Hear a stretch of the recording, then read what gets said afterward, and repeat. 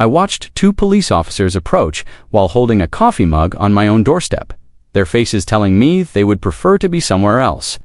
A woman with bleached blonde hair and arms crossed so firmly that she might have been holding herself together was standing behind them, across the well-kept street of Oakage Estates. Every step the officers took in my direction made her smug smile grow larger. The younger officer took out his notepad and remarked, "Sir, we received a report about a squatter at this address. Are you able to produce identity and proof of address?" I cautiously put down my coffee while looking at Patricia Holbrook, the HOA president who had been ruining my life for the previous 2 weeks, who lived across the street.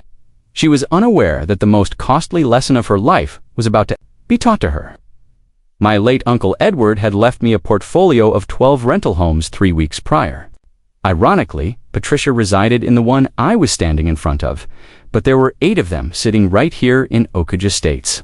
Uncle Edward had been a discreet investor who concealed his ownership through a property management firm. I maintained the same low profile when I made the decision to relocate into Unit 47. In order to personally supervise the renovations, perhaps I made a mistake. On the 3rd day, I met Patricia for the first time. My 10-year-old pickup truck was loaded with paint cans when she rushed over with a clipboard.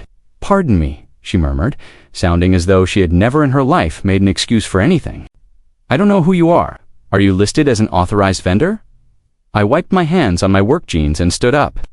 "I'm not a seller. This is where I reside." Her brows widened as she looked at my damaged boots and paint-splattered clothing, examining me from head to toe. "Everybody in this area is someone I know. Furthermore, you most certainly don't reside here. Evergreen Property Management owns this unit." "That's right," I said, attempting to sound friendly. "Additionally, she interrupted, tapping her pen against the paper, saying that only registered tenants and approved contractors were permitted to be present. You must leave right away or I'll have you removed because you are neither." I could have given a detailed explanation at that moment.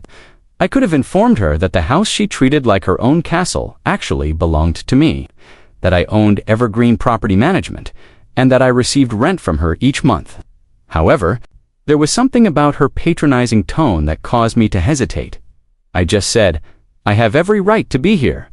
I assumed that would be the end of it when she snorted and hurried away. I was mistaken. I discovered a bright orange notice pinned to my door the following morning. "Unauthorized occupation has been discovered. You have 24 hours to present the HOA board with the required paperwork, or else you risk immediate disciplinary action." Patricia's loopy signature and an official-looking HOA seal were used to sign it. After crumpling it, I resumed painting. My trash cans weren't emptied 2 days later. The operator informed me that the HOA had reported unlawful containers at my property when I contacted. I had to resolve it over the phone for an hour. The parking infractions followed. My truck was getting new tickets every morning for ever more creative offenses. The car is cleaner than expected, incorrect tire-to-curb alignment, illegally, create and model for the look of the area. On the 7th day, Patricia came at me once more, this time with 2 other board members standing like bodyguards on either side of her. They came as I was setting up new light fixtures on my porch. Her statement, "You're still here," sounded accusatory. "Are you still residing in my house?" "Yes," I said, avoiding a glance at my ladder. "It's not your home," she said in a louder level. I spoke with Evergreen Property Management about it. "There is no leasing agreement in place for you. You are intruding." I calmly smiled in response to her stare as I descended gently. "Have you had a conversation with the owner?" "I don't have to talk to the proprietor. Janet Mills, the property manager, whom I know, has never heard of you." Patricia triumphantly waved a printed email. She affirmed that Unit 47 does not currently have an active lease. She was correct. I hadn't informed Janet that I was moving in yet, but she was in charge of the rentals. Although I had intended to provide her an update, Patricia's harassment had me wondering how far she would push this. Patricia went on, "I advise you to gather up whatever you have taken and depart before I call the police. This is not a haven for drifters. It is a respectable neighborhood." An old man named Harold, the board member on her left, moved uneasily. "Patricia, maybe we ought to—" "Harold, what should I do?" "Allow vagrants to enter our neighborhood. Let property values fall, because we're too courteous to take action. She faced me once again. I'm going to contact the police unless you do this by tomorrow a.m. I finally gave Janet a call that evening and asked her to retrieve all of Oakage Estate's data. I discovered something intriguing. Patricia had missed 4 rent payments in the previous 12 months. Additionally, she had lodged 12 complaints against different neighbors, which amounted to more than $30,000 in HOA fees that were immediately deposited into the board's discretionary budget, a fund that had been utilized for Patricia's personal landscaping project, and an unusually high number of board dinner meetings at pricey restaurants. Citing the financial documents, I gave her permission to phone the police. Actually, I was expecting it. This led me to this point, where 2 increasingly perplexed officers were standing on my porch, while Patricia was across the street, watching like a vulture, waiting for its prey. I took out my wallet and responded, "Of course, officers, this is my property. Though I should mention that my driver's license was reviewed by the senior officer, you say that you are the owner of this unit, Mr. David Garrison." I spoke loud enough for Patricia to hear, not just this unit. Through Evergreen Property Management, I am the owner of 8 properties in this neighborhood, including apartment 23 across the street and unit 47 here. Patricia's arrogant face wavered. Her residence was unit 23. "That's not possible," she yelled, advancing. "Edward Blackwood, the proprietor of Evergreen, is someone I know. He was never going to be my uncle." "I cut you off. He left me everything, including your rental agreement." Patricia, when he went away last month, her face lost its color, as if someone had unplugged a plug. "You're telling lies." I took out my phone and showed the cops the digital versions of my Evergreen Property Management ownership documentation, the inheritance documents. Patricia sputtered behind them as they closely studied them. Apparently in order, the younger officer remarked, "It seems that you have submitted a fraudulent report, ma'am." However, he never claimed ownership. "I had no idea." Patricia's tone faltered. "Because you didn't ask," I replied. "You just assumed I didn't belong here, because I work on my own property by hand and don't drive a fancy car or wear designer clothes." The officers looked at each other. "Mr. Garrison, are you interested in reporting harassment?" I pretended to think about it. "Not yet, but I'll be keeping track of any new occurrences."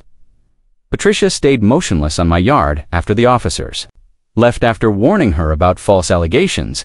I was clueless. "I know," I answered. "That is the issue. You automatically assume the worst when you see someone who doesn't match your ideal of who belongs here. How many other individuals have you bothered in this manner?" Although she didn't respond, her silence was quite telling.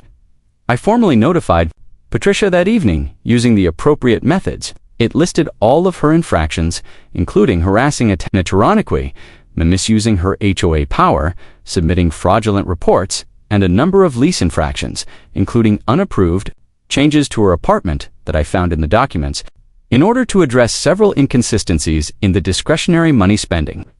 I also wrote letters to the whole HOA board requesting an urgent meeting. Patricia made an effort to limit the harm. The following morning, she arrived at my door. Her former haughtiness gave way to desperation.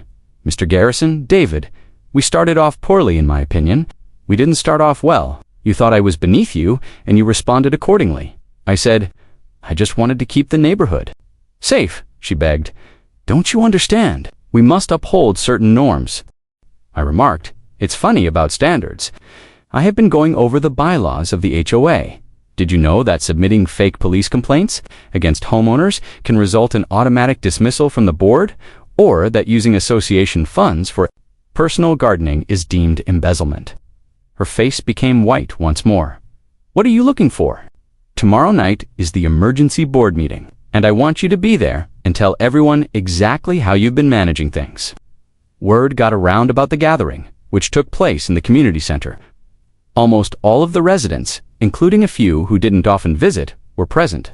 I chose to sit in the back and let the board's own investigation do the talking. The investigation was headed by Harold, the senior board member, who had appeared uneasy about Patricia's actions. Everything came to light, including the $30,000 in fines, the embezzled money, and the pattern of harassment directed against anyone Patricia thought unwelcome. Patricia made an effort to defend everything when it came time for her to speak. I have maintained rising property values. I've kept things in order. I was a good leader to you all. You're referring to your autocracy, someone yelled. One of the women, Linda, got to her feet. My daughter's bicycle was visible from the street for 10 minutes, which is how you found me $500. When their grandson came to visit, you attempted to evict the Washingtons because their car was too old. Patricia's victims spoke up one by one, said another local. I remained mute the entire time, giving the people she had harmed a chance to speak.